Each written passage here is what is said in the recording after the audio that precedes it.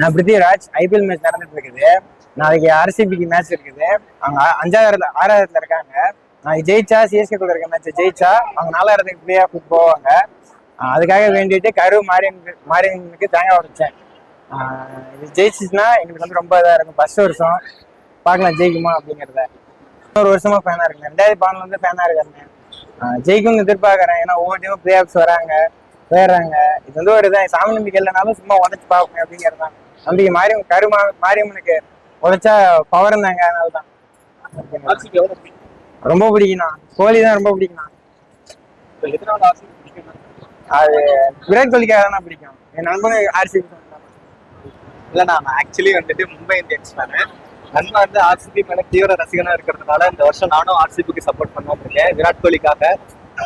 அதனால இந்த வருஷம் வந்து நாங்க ஆர்சிபி பிளே ஆஃப்ஸ் போகணும், ஃபைனல் ஜெயிக்கணுங்கிறதுக்காக இங்க நாங்க தேங்காய் வச்சிருக்கோம் திருவிழாவில்.